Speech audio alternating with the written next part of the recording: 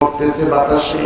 আমি আস্তে করে খেজুরের ডালটাকে সরাই দিয়ে মেয়েটির কবরের মাটিগুলো যখন সরানো শুরু করলাম, কিছুক্ষণের ভিতরে মেয়েটির কবর যখন ফাঁকা হয়ে গেছে, রাতের বেলায় ঘুটঘুটে অন্ধকারের ভিতরে আমি তাকিয়ে দেখি মেয়েটির কবরের ভিতরে কিছু দেখা যায় না। ওই মেয়েটির কবরের ভিতরে এইরকম একটা জিনিস পড়ে আছে। এই পোশাক কিন্তু আপনাকেও পড়তে হবে, আমাকেও পড়তে হবে। এই কোরআন সামনে রয়েছে। গতকাল আমার মাহফিল ছিল বগুড়ার ধনুট উপজেলায়। আমি ছিলাম আর মুফতি আমির হামজা ছিল। বিরাট মাহফিল। এরকম দুইটা মাহফিল, পুরো মঞ্চ একবারে হাজার হাজার মানুষ। সেই মাহফিলের সভাপতি গতকাল রাতের সভাপতি ছিলেন। আজকে সকালবেলা শুনলাম ফজরের নামাজের পর সভাপতি দুনিয়া থেকে বিদায় নিয়েছে। হতেই পারে আগামীকাল মাদানির মাহফিল হওয়ার আগে এখানে আপনার জানাজা হবে। হতেই পারে আজকে আপনার জীবনের শেষ রাত। হতে পারে আজকের রাত কিন্তু আপনার জীবনের শেষ অসময়। অবাদান তওবা তাদের গুনাহ আছে যারা এখান থেকে চলে যাবে, দুই একজন ধরে নিব, তাদের গুনাহ নাই। ভালো করে বুঝেন। নবী মেয়েটির কবরের ভিতর তাকিয়ে দেখি অন্ধকারের ভিতরে এইরকম একটা সাদা জিনিস পড়ে আছে। আমি তখন লাফ দিয়ে কবরের ভিতরে নেমে মেয়েটির লাশটা যখন খুলে এভাবে করে টানা শুরু করলাম, হুজুর মুহূর্তের ভিতরে আমার হাতে এভাবে করে 5 টুকরা কাপড় যখন চলে আসলো, আমি তখন এই 5টা টুকরা কাপড় নিয়ে সুন্দর করে যখন কবর থেকে উঠতে যাব, এমন সময় আমাকে কে যেন বুদ্ধি দিয়ে বলতেছে, একটু দাঁড়াও, একটু দাঁড়াও, একটু দাঁড়াও, এন্তাজের একটু দেরি করো। যুবকরা, তুমি কিন্তু বিরাট ভুল করতেছো। আজকে তুমি শুধু লাশের কাপড় চুরি করো, তোমার কোনো সমস্যা নাই, কিন্তু আজকে যে মেয়েটিকে তুমি কাফন চুরি করেছো, ওই আল্লাহর কসম করে বলতেছে, মদিনার ভিতরে এত সুন্দরী তরুণী উর্বশী তন্নি পূর্ণিমার চাঁদ কিন্তু দ্বিতীয়টার কেউ নাই। এই মেয়েটার হাতের স্পর্শ লাগার জন্য কত যুবক পিছন থেকে ডাক দিত, মেয়েটা শোনেনি। কত যুবক প্রেমপত্র লিখেছে, মেয়েটা কিন্তু পাত্তা দেয়নি। কারণ মেয়েটা বিশ্বাস করতো অকর্ণা ফি বুয়ুতিকুন্না ওয়ালা তাবাররাজনা তাবাররুজাল জাহিলিয়াতিল উলা। আল্লাহ বলেছে, মুসলমান নারী তোমরা ঘরের ভিতরে থাকো মৌমাছির মতো, বাহিরে যাও না, ঘরের পর্দা নিয়ে থাকো। এই মেয়েটি কিন্তু জিন্দেগিতে কোনো নাফরমানি করেনি, কাউকে দেহ দেখায়নি, তার হাত মুখ কেউ দেখেনি। কিন্তু আজকে কিন্তু তোমার জন্য একটা বিরাট সুবর্ণ সুযোগ। এই মেয়েটা আজকে তোমাকে কিছুই বলবে না, মেয়েটা কিন্তু ভালো আছে, কোনো সমস্যা নাই, তুমি যা খুশি তাই করতে পারো। আপনারা বলেন তো, এত বড় মারাত্মক খারাপ অপকর্মের বুদ্ধি দিয়ে দিচ্ছে। আপনাদের ধারণা করে বলেন তো, খারাপ কাজের বুদ্ধিদাতা যিনি, আপনাদের বলতে হবে তিনি কে? আপনারা এমন ভাবে বললেন যে সেই শয়তানের বাড়ি আলিপুরি উড়িয়ানে, এমন ভাবে বললেন, কারণ কি? হ্যাঁ, সে শয়তান। খারাপ কাজের প্রস্তাব দেয় কে? আল্লাহ যদি আপনাকে অপমান করতে চায়, আপনার টাকা দিয়ে আল্লাহ অপমান করাবে। আপনার টাকা দিয়ে মাহফিল করাবে আল্লাহ। আপনার টাকা দিয়ে আপনি ফেরাউনে কথিতে বানাবে। আপনার টাকা দিয়ে বক্তা আসবে, আপনি বক্তা হুমকি দিবেন, ওই হুমকি আপনার টাকা দিয়ে রেকর্ড হবে, কালকে ভিডিওতে ভাইরাল হবে। এমপি কেন কুত্তাও বানাবে না দেশের জনগণ। সঙ্গে সঙ্গে ডাকতে বলতেছে, আল্লাহর নবী শুনুন, শয়তান যখন আমাকে বলেছে শুধু একবার তুমি দেখো মেয়েটি কেমন সুন্দরী, তখন আমি নফসের ধোকায় বোকা হয়ে, হুজুর আমার হাতে একটা লাইট ছিল, সেই লাইটটা আস্তে করে যখন মেয়েটির কবরের ভিতরে দিয়েছি, হুজুর মুহূর্তের ভিতর কবরটা আলো হয়ে গেল। আমি তখন মেয়েটির কবরের ভিতর তাকাই দেখে এত সুন্দরী জীবনে আমি কোনোদিন দেখিনি। বাবা, আমি কিন্তু গল্প বলতেছি না, আপনাদের সামনে ভালো করে বুঝলেন। হুজুর মেয়েটির দিকে তাকিয়ে দেখলাম, তার সুন্দর চুল আমাকে পাগল করেছে। মেয়েটির বুক দেখে, দেহ দেখে আমি যে একজন মুসলমান, আর এটা একটা মুসলমান মেয়ের লাশ, এটা একটা কবরস্থান, সব কথা আমার জেহান থেকে চলে গেছে। আমি নফসকে, অন্তরকে কন্ট্রোল করতে না পেরে শয়তানের ধোকায় বোকা হয়ে গিয়ে নিশিরাতের বেলায় মেয়েটির কবরের ভিতরে মুসলমান সুন্দরী মেয়ের সঙ্গে নিকৃষ্ট জেনায় লিপ্ত হয়েছি। ভালো করে বুঝবেন ও যুবক, তোমাকে বলতেছি ভাই, হুজুর মেয়েটির সঙ্গে যখন আমার সব চাহিদা পূরণ হয়ে গেল, ওই মেয়েটি আমাকে মানাও করেনি, নিষেধ করেনি। কত কবর, কোন কবর থেকে আমাকে মানা করেনি, কারণ কবরস্থান কিন্তু একটা নীরব শহর, যে শহরের মানুষ আছে কোনো শব্দ নাই। হুজুর আমার চাহিদা তখন পূর্ণ হয়েছে, আমি সুন্দর করে মেয়েটির কবর আগের মতোই ঠিকঠাক করে দিয়ে এক পা দুপা করতে করতে যখন আমি রওনা দিলাম রাস্তার দিকে, এমন সময় আমি খেয়াল করে দেখতেছি, আমি মনে হচ্ছে স্বপ্নে দেখতেছি, মেয়েটি আমার সামনে এসে বলতেছে, একটু দাঁড়াও, তোমার সঙ্গে আমার জরুরি 1 মিনিটের আলাপ আছে। যুবক রে, তুমি কি জানো আমি কিন্তু মুসলমান মায়ের সন্তান? ওই আল্লাহর কসম করে বলতেছে, আমার নামাজ ফরজ হওয়ার পর থেকে কোনোদিন সুস্থ থাকলে একটা ওয়াক্ত বাদ দেইনি। রমজান মাসের রোজা আমার জিন্দেগিতে কোনোদিন সুস্থ অবস্থায় বাদ দেইনি। আমার বিয়ে হয়নি, স্বামী নামক মানুষকে দেখিনি। আমার এই সতীর্থ দেহটা একমাত্র 2টা মানুষ ছাড়া আমার মুখ কেউ দেখেনি। আমার জন্মদাতা পিতা, আমার বাপ দেখেছে আমার মুখটা, আর আমার রক্তের ভাই, ছোট ভাই ছাড়া পাড়া প্রতিবেশী কেউ কিন্তু আমার মুখটাও দেখেনি। আজকে কবরে আমার প্রথম রাত। নবী বলেছেন সর্বশেষ যে লোকটা মারা যাবে, আপনাকে আমাকে কিন্তু কবরের বাড়িতে কমপক্ষে 50,000 বছর কিন্তু সে ওয়েটিং রুমে থাকা লাগবে। আমি কেমনে থাকবো? 50,000 বছর থাকবো? এক টুকরা কাপড় আমার নাই, শেষ টুকরা কাপড় তুই নিয়ে গেলি। আমার সব থেকে বড় সম্পদ সতীর্থ তুই শেষ করে দিলি। আমি আর কোনোদিন গোসল পর্যন্ত করতে পারবো না রে, কিভাবে এই একা ঘরে থাকবো সর্বনাশ নিয়ে। এরা হচ্ছে স্বপ্নে দেখতেছে। আলেমরা জানেন, বলতে পারেন হুজুর স্বপ্ন কি সত্য হয়? বুখারী শরীফের বর্ণনা, মানুষের স্বপ্ন কিন্তু 3 প্রকার, জানেন তো আলেমরা? 1 নাম্বার হলো খেয়ালি। খেয়ালি মানে দিনে যা করবেন রাতে তাই দেখবেন, এটার অস্তিত্ব নাই। 2 নম্বর হলো শয়তানি, শয়তান দেখায়। আর 3 নম্বর হলো রহমানি, আপনি স্বপ্নে দেখতেছেন তাওয়াফ করতেছেন মদিনায়, মক্কায়, এটা আল্লাহ দেখাচ্ছে।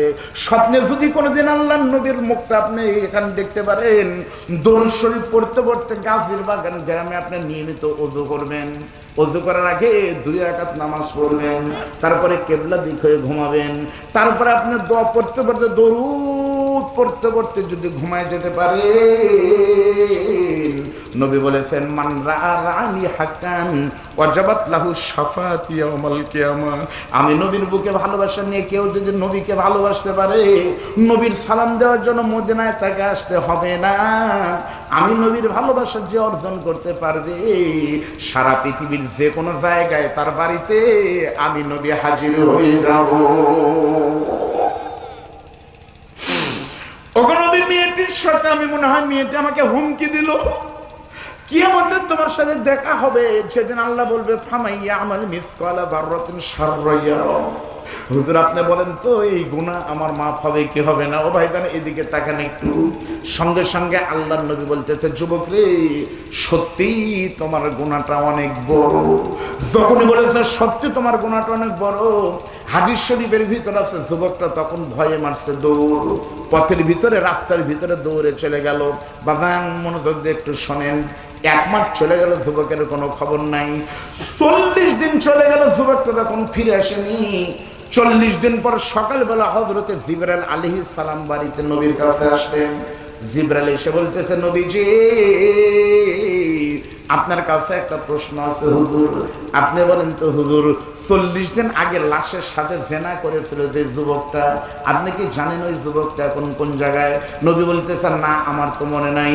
ওগো নবী বলেন তো, কাফন চুরি করেছিল যে যুবক, সেই যুবকটা এখন কোথায় আছে, কি অবস্থায় আছে?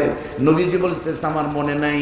জিবরাইল বলতেছে, হাবিবুল্লাহ ওই যুবকটা এখান থেকে চলে গিয়ে কিন্তু আর কোনো কাফন চুরি করেনি, লাশের সাথে জেনাও করেনি হুজুর। এখান থেকে চলে গিয়ে মদিনার সব থেকে বড় পাহাড় তাকায় দেখেন, বিশাল বড় লম্বা পাহাড়। সেই পাহাড়ের মাথার উপরে চড়ে গত 40 দিন ওই পাপিষ্ঠ যুবক শুধুমাত্র একটা আমল করেছে, শুধুমাত্র একটা আমল করেছে, শুধুমাত্র কোরআন থেকে ছোট্ট একটা আমল করেছে।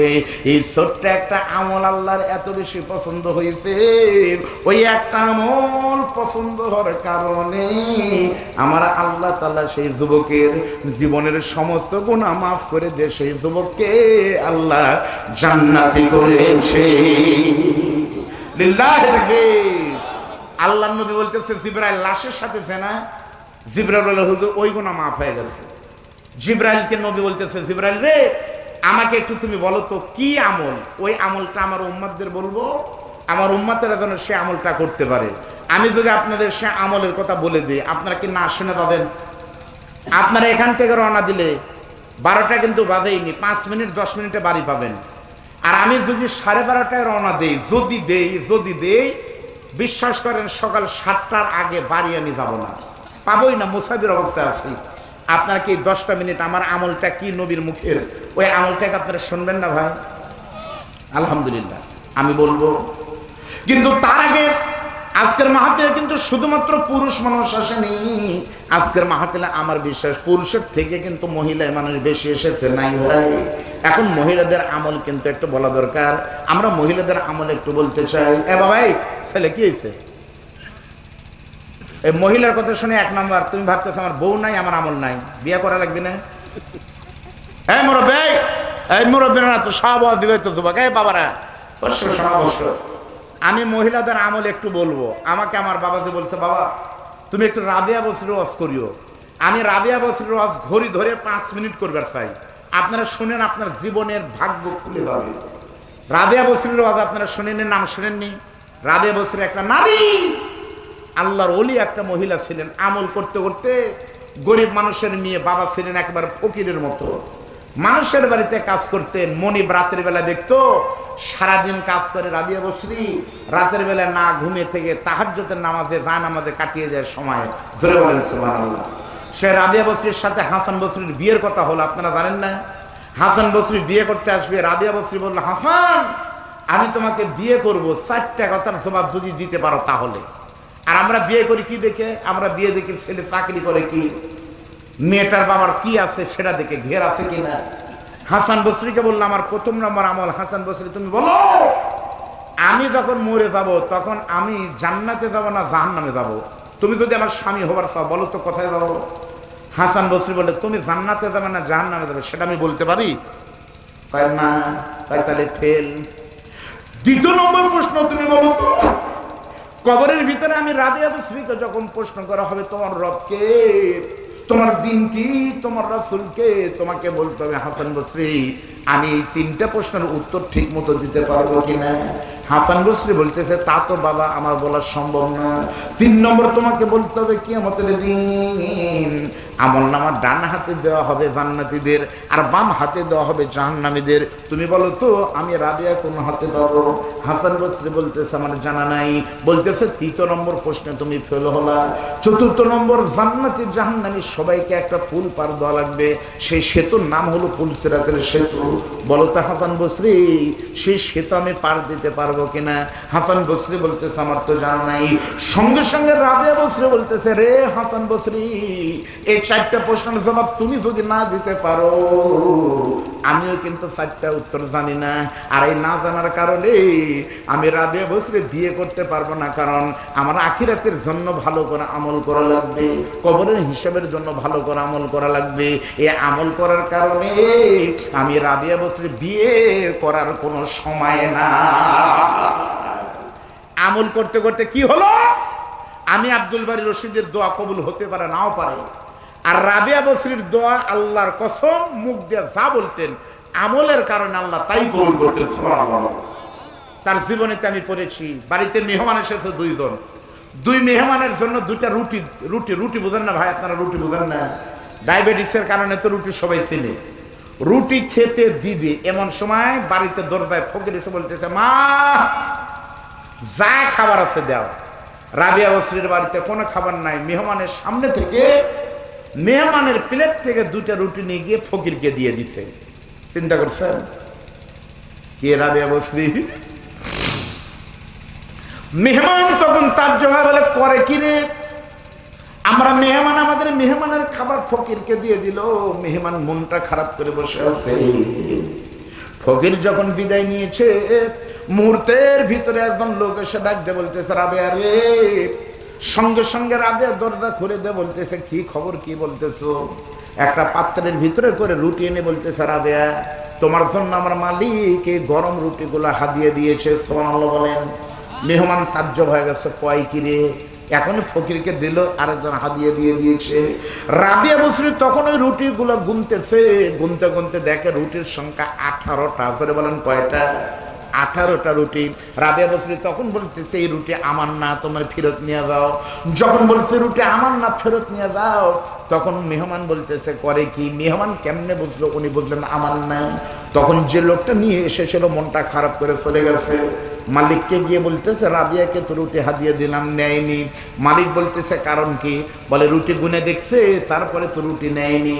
মালিক তখন গুনে দেখতেছে 2টা রুটি কম, 20টা ছিল, 2টা নাই। মালিক তখন বলতেছে, কারণ কি? বলতেছে, মালিক মন খারাপ করবেন না, আমার ক্ষুধা লেগেছিল, সেই জন্য রাস্তার মাঝখানে গিয়ে আমি 2টা রুটি খেয়ে ফেলেছি, ভুল হয়ে গেছে। মালিক তখন বলতেছে, আরো 2টা রুটি তাড়াতাড়ি করে বানাও। 2টা রুটি বানানো হলো। এবার 20টা রুটি মিলে তখন রাবিয়াকে দিতে গেছে। জগতের মহেশ রমণী আল্লাহর ওলি রাবিয়া তখন রুটিগুলো গুনে 20টা তখন দেখেছে। রাবিয়া বসরি তখন 20টা রুটি দিয়ে বলতেছে, হ্যাঁ এই রুটিগুলো আমার। তখন প্রশ্ন করা হলো, আপনি কেমনে বুঝলেন আগের 18টা আপনার না, পরের 20টা আপনার? তখন বলতেছে, বোঝার কারণ হলো আমার আল্লাহ যে কথা বলে কখনোই সেটা মিথ্যা বলে না। কোরআন বলতেছে, কেউ যদি আল্লাহর রাস্তায় 1টা টাকা দান করতে পারে, আমার আল্লাহ নগদে তখনই তাকে 10 গুণ দান করে দেয়। আমি 2টা রুটি দিয়েছি, 2টা রুটি দিলে আল্লাহ আমাকে ফেরত দেবে 18টা না, অবশ্যই 20টা দেওয়ার কথা। সেজন্য আমি শিওর হয়েছি আল্লাহর রাস্তায় কেউ যদি দান করতে পারে, আমার আল্লাহ তখনই তাকে 10 গুণ ফেরত দেবে।